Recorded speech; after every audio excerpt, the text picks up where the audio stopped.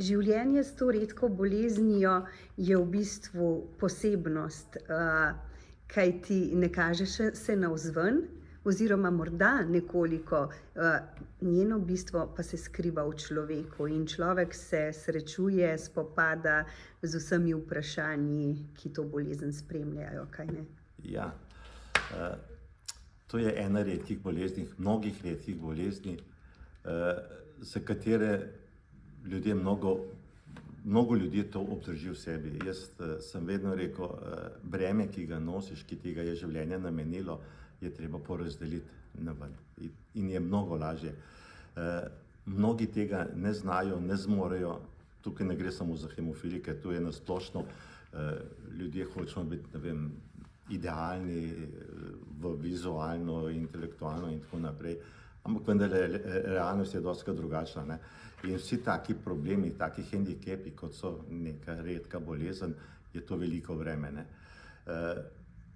In vemo, kako je bilo recimo v hemofiliki, smo dali skozi takrat virus HIV, ne, kako je šlo to v javnost, takrat je bila bolj dilema, ali bi vse tiste, ki so okužene, zaprli v eno komoro ali kako, ampak absolutno so bili vsi izločeni, nihče ni pomislil, kaj ti ljudje prestajajo, ne.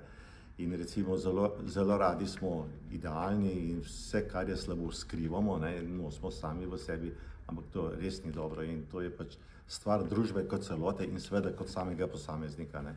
Tako da apeliram na vse tiste, ki imajo probleme, ne probleme v sebi držati. Če jih boste porazdelili, bodo te problemi mnogo lažji. Eno je govorjenje o bolezni, ki pomaga pri odstranjevanju tabujev v družbi, drugo pa je verjetno tudi to, da bolezen človeku pravzaprav pomaga, da zna toliko bolj ceniti tudi majhne stvari, ki pa so v resnici zelo lepe, pa jih morda sicer ne bi niti opazil. Ja, lahko tudi tako rečemo, ja. Veste, tisti star pregovor, če te zadeva ne zlomi, te okrepi, ne. Tako da mi smo tukaj v tej dilemi. Nekateri se, bom rekel, ne ravno zlomijo, ne, recimo zadržijo vase, nekatere pa to dejansko okrepi in jim da en nov vidik življenja, no.